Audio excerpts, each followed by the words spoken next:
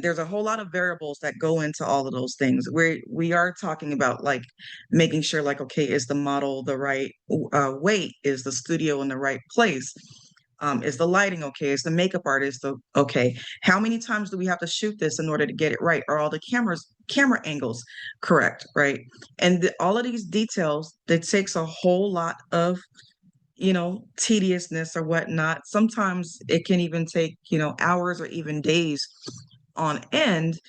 And I guess you could say, like, I am not surprised by business owners themselves deciding, like, you know what?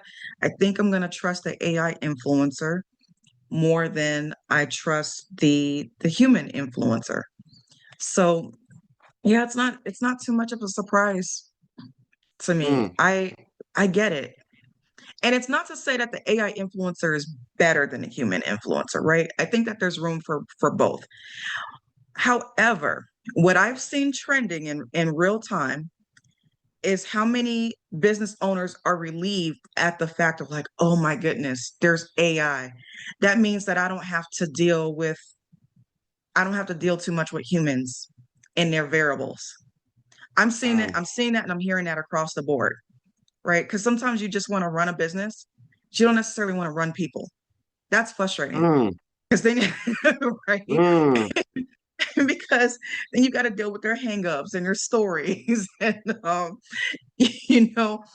of their problems as well, and a lot of times they don't just want to work for you. They want to be your buddy, and it's like, I don't need a buddy. I really just need you to execute on this, and I need you to do a really great job, um and I need you to care about the job that you're doing, and I need you to go home.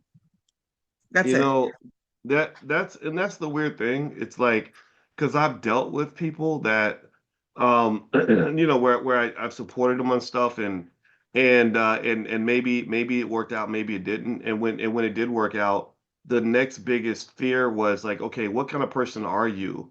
Because what happens is that um people, whatever it is that you are, like being rich and famous makes you more of what you are, right? Like Taylor Swift, for example, was always a pretty generous person who wanted to feed the homeless and stuff. So when she became a billionaire, she would just do these outrageously generous things. Like every city she goes to, she fills up the food banks. She gave her staff like these insanely large bonus checks. Did anybody hear about that? I mean, shout out to this white lady. I ain't gonna, I gotta give her props. I mean, she was giving checks to her team members of like $750,000, and the truck driver would get $250,000. I mean, it was real money, and I love that because she learned something that I wish every billionaire understood is that you can really help a lot of people and still be rich.